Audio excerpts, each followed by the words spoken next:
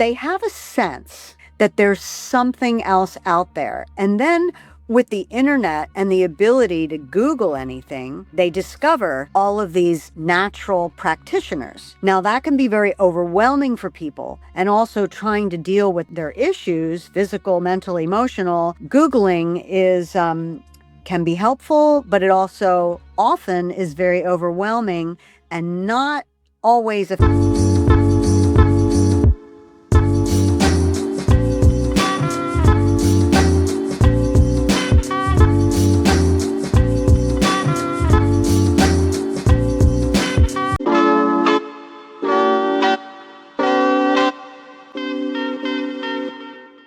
Good morning. This is Wally Darling, and I'm here today with Marion, and she has a homeopathic business down in Texas, and she's going to share some of the insights about herself and her business, and we're going to have a nice conversation as we do with all business owners, focused on what the things that are involving her practice. So with that, Marion, would you tell us a little bit about your background, yourself, and then expand that into how you came to have the business that you have?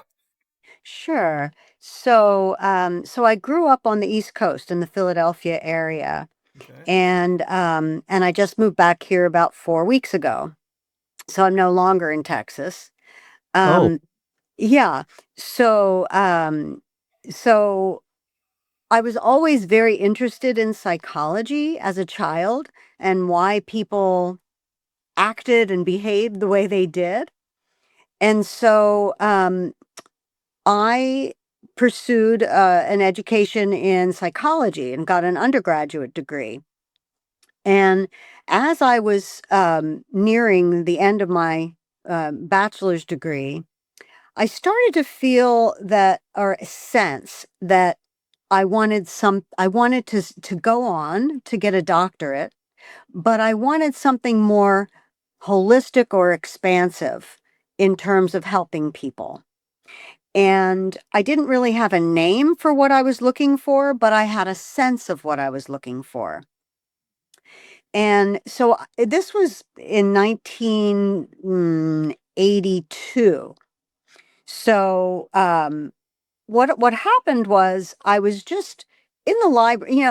You know how synchronicities happen in your life, and they open some doors, they close other doors. So I was looking in, and there were no computers at the time. So I was looking for a graduate program in the library in big, thick books of graduate programs, and nothing was resonating. So I walked out of the library one night after hours of searching for something that I didn't exactly know the name for. And I saw this sea of brochures as I was leaving the library, and there was one brochure that caught my eye, and that said 8-week holistic health course. And that was the first time I heard the word holistic. And I liked the word. So I ran back into the library and looked up the word, and it said body, mind, spirit. And I said, that's what I want to do. I want to be a doctor of body, mind, spirit. So what is that?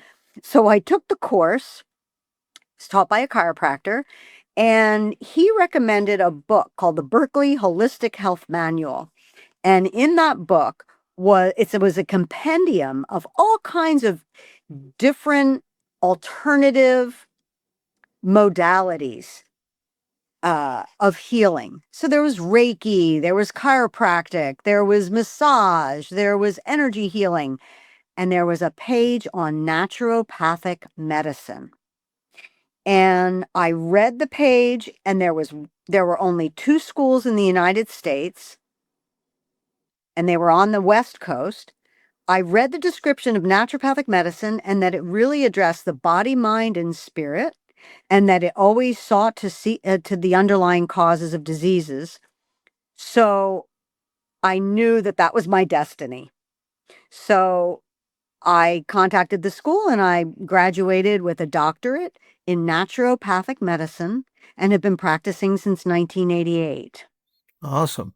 And I think I have a kind of a relationship with some of our friends. They're daughter, uh, who actually has a practice out in Washington State. I think Mhm. she may have, she's probably in her mid 30s, but I think she kind of went down that path, and that's what she Mhm. does. And so, Mhm. I also spent a lot of time in the Far East, and so I had a pretty severe back injury in high school, and Navy doctors, everybody couldn't do anything. I went to an acupuncturist, and all of a sudden, 3 weeks later, I was healed. So, Yeah, so great. I've always Yeah, been very open to alternatives to Western medicine, I guess is right. what I would say. And Mhm. so, and the other piece of it is, I have found that Western medicine, first of all, the healthcare system in and of itself has gotten very segmented. And depending upon who you talk to and how they talk to, I mean, and very seldom do they ever really get into the root cause of maybe, what's causing the stress that's causing this, or, and so, Right. I'm, I find myself at this stage in my life, more open to that type of stuff. So, um, Mhm. let's talk a little bit about, so you started your practice, and it's been going on for, what did you say? How long? Almost 40 years. Wow. And you've got clients, I think, probably around the country. I do. Okay. Mhm. Tell me a little bit about some of the trends and changes and things you've seen over that 40 years, and as it relates to, people being more open to reaching out to you. Um, well, I'd like to answer that in two Okay. ways. Yeah, yes, people are definitely more open and seeking out naturopathic or homeopathic medicine. I'm also a homeopath. That's one of my primary tools. Um, but I am by training a naturopath. So, yes, the trend over these 40 years is very heartening and very disheartening. So the heartening part is that many people are sensing, like, if they don't, God bless you, Yes. if they're if they don't know about naturopathic medicine, which many people do not, they have a sense that there's something else out there. And then with the internet and the ability to Google anything, they discover all of these natural practitioners. Now that can be very overwhelming for people, and also trying to deal with their issues, physical, mental, emotional. Googling is can be helpful, but it also often is very overwhelming and not always effective. So people seek naturopaths and homeopaths out after they've become educated.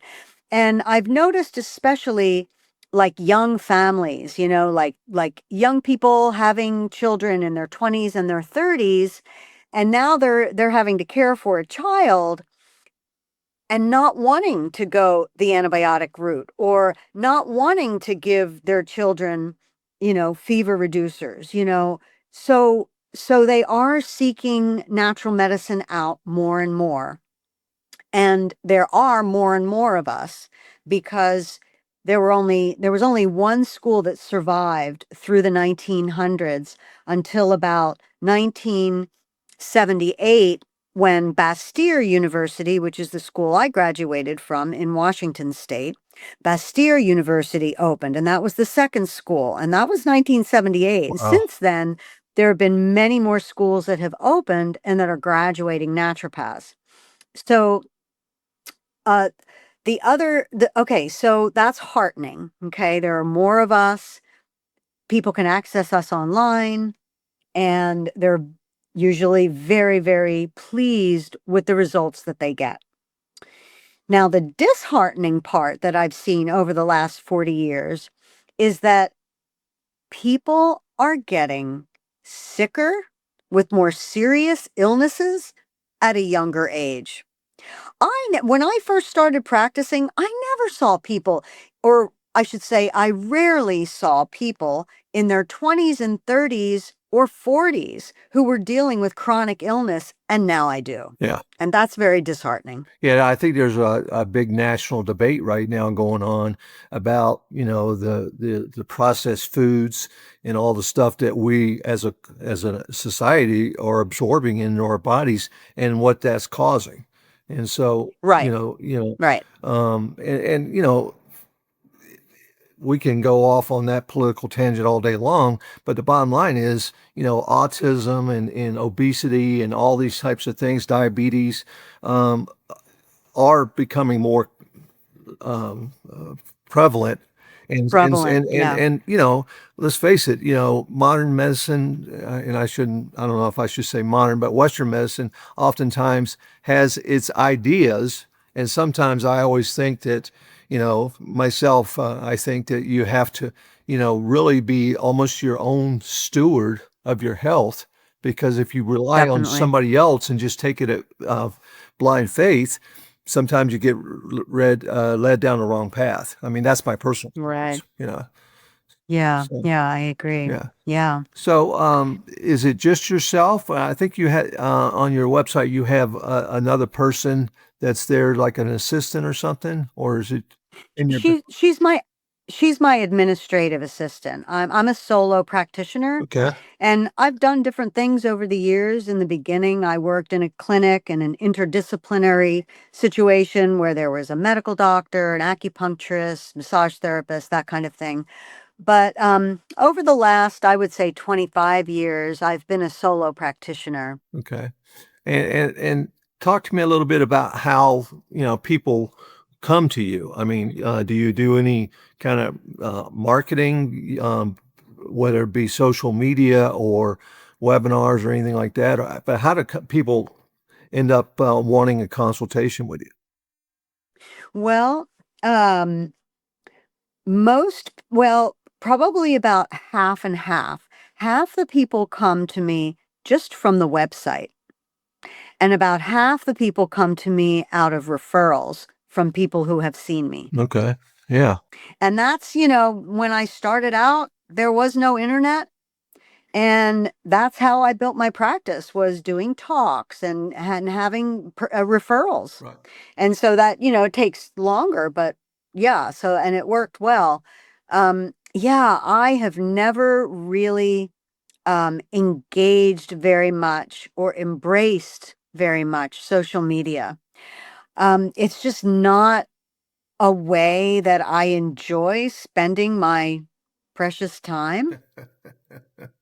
Yeah. I Yeah. tried. I did give it a good Girl Scout try, really. I have an Instagram, I have a Facebook, but I just can't. It's just like, it's draining to me, honest. I'm just being Yeah. honest. The time it takes to really do it well Yeah. is just, I love podcasts. I've done several podcasts, and I teach. I always teach locally wherever I am. And that gets word out that I exist. But honestly, it's just my website. People come in from my website. Awesome. And you mentioned the internet, and I find as it relates to my business and or yours or in general, I mean, if you have a like a hypothesis that you're trying to prove, you can go on the internet and find something that supports it, and then you can find the complete opposite. And so I Absolutely. think oftentimes it leaves a lot of people in a quandary because they don't know what to believe. You Exactly. know. Exactly. And that's what, like, the gift of the internet is, like, wow, so much information. But like I mentioned before, people get overwhelmed and Yeah. confused, Yeah. or they'll try something and it'll work, or they'll try something and it won't work. I mean, it's yeah, it's difficult to navigate for sure. Yeah. And that's why people like me Yeah. exist, who have the training and the knowledge and the experience to help guide them. So let's switch gears for a second. So tell me, in your practice yourself, what types of issues do you struggle with, in terms of, what keeps you awake at night, things like that? Anything come to mind? Excuse me.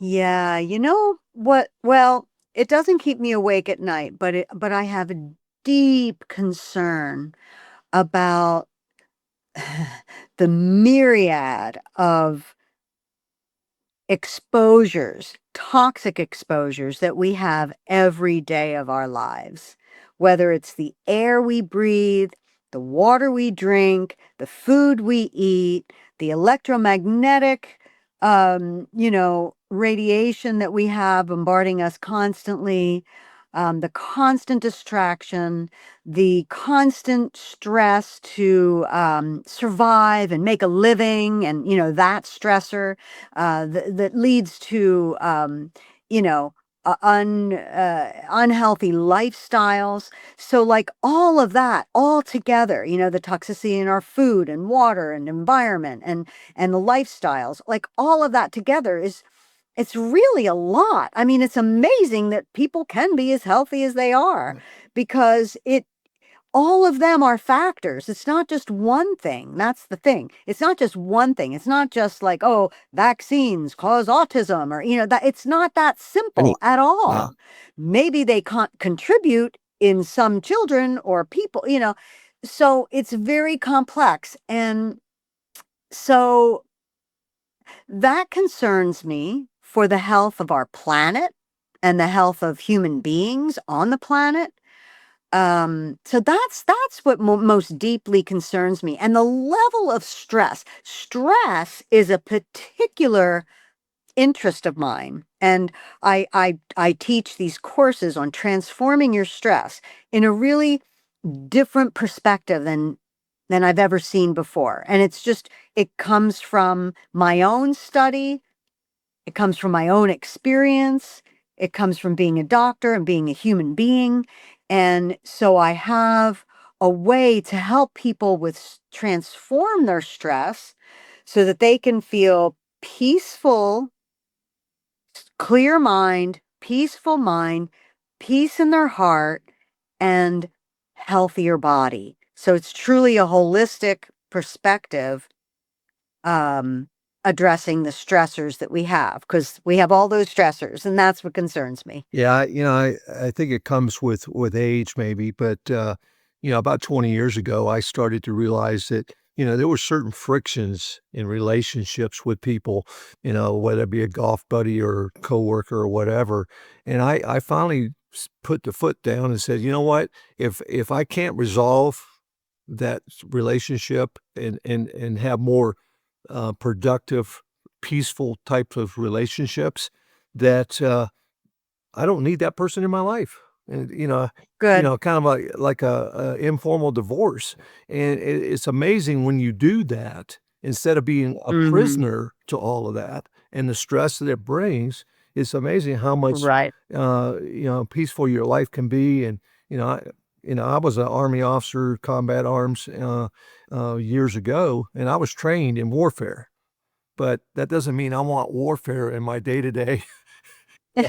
I Right. mean, if I'm in war, I know what to do, but I don't wanna be in war if I can avoid it, And so, Yeah. that like you said, to me, I've done a lot of studying about, balance of life. I mean, I could work 80 hours a week, but why? What's the point? You Right. know? Right. Um, Right. I've got 6 kids and 5 grandkids, and, you know Wow. yeah, so, with all of that being said, I mean, I see a lot of people in their, 30s and 40s that are still, you know, living that stress, work environment where work's everything. And I'm like, you're Right. not promised another day. So why would you not want Right. to, enjoy some of the days between now and say retirement? Because Right. I'm sure you've seen, a lot of people, don't heed that balanced life. They get to 65 and they die at 67 because they carried all Right. that forward with them and didn't have, Exactly. so, um, Exactly. so, you know, as it relates to you, I mean, some of my businesses I talk to have key employees and, people, and then they look at, what's their retirement look like and stuff like that. So as it relates to you, you're the key employee, correct? Um, do you have a feeling for how much longer you want to keep doing what you're doing with this business that you Well, built? well, so okay, so I was in Texas just a month ago and I had a very busy practice. I only worked 4 days a week though, Okay. because I found out long time ago, exactly like what you're saying, is that 5 days a week was too much because not only do I spend a lot of time with patients, like I spend 3 hours with a new patient, Yeah, I saw the sometimes intake longer. was like a 3 hour commitment. Right. Yeah. And then 1 hour for returns. Yeah. So I spend a lot of time with people, and then sometimes I need extra time outside of that appointment to study, to think, to contemplate, to send them remedies, whatever it is. So I had worked 4 days a week for many decades, and I just made a decision, basically a month ago, 6 weeks ago, to move to the East Coast to live with my parents Uh-huh. and support my mother Yeah. with my father, who has pretty severe dementia. Oh. So I'm going down to 3 days a week Mhm. working, and everything is online now. I'm not sure I want to build a practice here locally because I'm 65. I would much rather teach, and I'm happy to do like trainings online and then practice part-time. So, in terms of like retirement, I could do that as long as my brain works, Right. And you that's know? kind of the way I feel about my practice is, I don't have to work, but, I don't know what else I'd do. There's only so many days to fly fish and or golf. Mm. And so, and I play piano. I've been playing for 50 years, but, you know, Nice. you, I think that when you start thinking about retirement, you have to think about, okay, what am I going to do to fill all those hours that I was working? Because if you atrophy yourself to watching Gunsmoke reruns or whatever it is, Right. that takes years off your life, in my opinion. Right. And when you find your passion, your purpose, um, it's very motivating and it lights you up Mhm. and it's your purpose. It's why you're here. So teaching is really mine. So I and it keeps me stimulated. It keeps me thinking. It keeps me creative. And so yeah, I would like to continue that. I would like to go down less with my practice. Um, I'm 3 days a week now. So eventually 2 days a week or 1 day a week, just to keep my mind going and engaged with that and, helping people in that way. But really, teaching is where my heart lies. Is there, you mentioned there's this increasing number of universities or schools around the country that have kind of, been a product of this. Are there any of those types of schools or campuses or whatever close by where you are now? No. Mm-mm. Okay, because I was thinking that as a teaching that, I mean, if they're teaching it in, programs that they would need someone with your, 40 years of experience as opposed to Right. someone who just got out, of last semester's class and now all of a sudden they're going to teach everybody what they know for 6 months, so. Yeah. Yeah.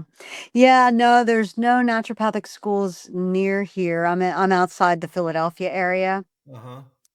Um, but I'm open to teaching in other venues. Like I heard on the radio the other day, there was a Quaker school, and this Quaker school is, K through 12, and they said something about body, mind, spirit, that's their approach. And I thought, wow, Yeah, maybe I should contact them. I could yeah. teach a course on so many different things. Yeah. Well, especially if it's K through 12, I mean, you could probably have a series of curriculum that addresses different ages. And by the time they Absolutely. graduate high school, they have a pretty good understanding of what that means. Yes. And they're not Yes. going out into the world and going, well, what do I do now? Yeah. Um, and I'm kind of that way with I do a lot of financial seminars in the community. And I often tell people, I said, if I could have told you this when you were in high school, Right. you wouldn't be in the problem that you're in today, Totally. which is Absolutely. not knowing and trusting if you can retire, you Right. know. So Right. Yeah. I wish I learned that when I was younger. I had to learn it in my 30s and 40s. You know? yeah, yeah, absolutely. So how do you feel, just a little segue into this, how do you feel about your own ability to retire? Not good. Yeah. No, no. And what do you think keeps you or gives you concern about that? Well, so it's my own personal life and how I've been married twice, and both times with both partners, with both husbands, Hmm. they did not have strong incomes or strong financial knowledge, and neither did I. But what I was doing was flying by the seat of my pants because I was supporting everyone as a naturopathic doctor, which, we don't accept insurance, or insurance doesn't accept us. We're not in that system, at least in non-licensed states. In licensed states, we are now, but I was never in a licensed state. So I was never, so I never had a 401k. I never,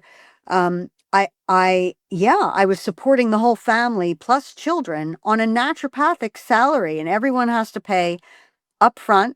That's cash-based practice.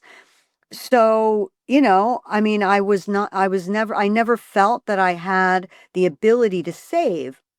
Now I do now. And as I gained in financial knowledge, I started to save and invest a little, but it was, too little, too late. Yeah. Yeah. And I see that oftentimes in my practice. And I tell people all the time, it's never too late. It's Yeah, just you really kind of like in your business having a good coach or someone that actually can help you figure out where you are and where you want to be.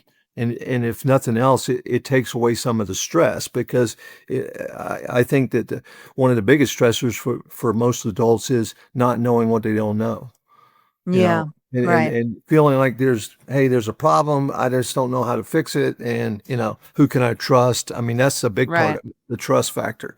yeah. Where do you see the industry or the next few years, say 5 years or whatever? Do you see it continuing to grow where people are more open to it? Do you see states becoming more open to allowing it to be licensed? Definitely. Yeah, that is definitely the movement across the country, is state licensure. And honestly, it has its pros and cons, because what I've observed is that you enter into the insurance system, which in many ways dictates how long you can see patients, how much you can charge, and how much you get reimbursed. So it's a very different model. And so many naturopaths could feel limited by that. I know I would, because I practice very differently. So at one point, I was going to move to Vermont, and Vermont is a licensed state. And it was going to be a lot of money for me I would have to retake the tests that I Wow. took 38 years ago. No, Yeah. no reciprocity or anything based on your No, experience. no. Wow. And then I couldn't see patients for 3 hours at a time. I would not get reimbursed for that. That's Wow. just not in their, you know, uh, They wanted that's to be like a production mill, you know. exactly, exactly.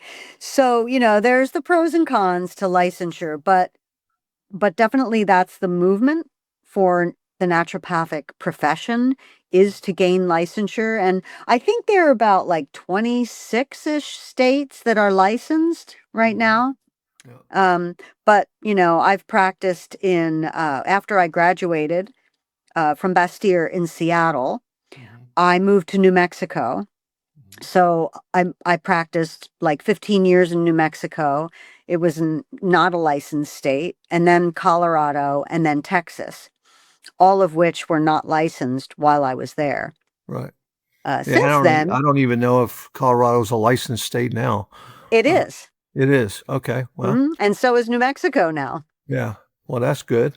Yeah, I mean, it can be good. I mean, like you said, it comes with its yeah, own set of parameters and rules and that right, sort of stuff. I mean, I've over the years, not very often, but over the years, I've seen a chiropractor from time to time, and I know that like I have major medical insurance for myself, but there's limited number of chiropractor visits. right, So you know, right. But yeah, and yeah, but from like from a patient point of view, it is really nice to at least have, a practitioner covered by your insurance, especially if you're paying for insurance. right, So exactly. that's, you know, desirable. Okay. Well, I wanted to first of all thank you. If someone wants to reach out to you, where would they go? So, So they can go to austennaturopathic.com, hmm or they can email me at Dr. Marianne at Austin Naturopath, or no, Dr. Mary, forget the email. Or they could give me a call, 512 586 6834. But getting me through the website would be the best. yeah, There's the I went to email your there. website. It looked like someone could request a call or book a consultation. Right, and I do a 15-minute free consult to see if we're a good fit, Yeah, well, for them to let me know what's going on, and for me to let them know what kind of approach I would have for their issues. So yeah, the Austin Naturopathic website works great. I was just as you were, and thanks for sharing that because you're going to get a week or so from now, you're going to get a copy of this podcast that you can use for your own marketing or whatever you want to. But one of the things that kind of popped in my head is, you ever thought about writing a book? Yes, I have, and I am. Oh, awesome. Because you've got a 40-year breadth of knowledge and experience. And, that's not something that you get right out of school if you Right, decide to go down that path. So, well, right. I wanted to thank you very much for your time. Hmm. And we'll get this back to you within probably about a week. And if you wanted to talk to me, you can reach me directly at 720 670 0283, Okay. or you can go to my website and kind of explore some of that stuff at Darling. My last name's Darling, Darling, hyphen FG.com. And it talks a lot about, what I do for clients, small business owners, and just regular families. So Okay. Great. thank you so much. And You're so welcome. I appreciate your time. Uh-huh. Thank you.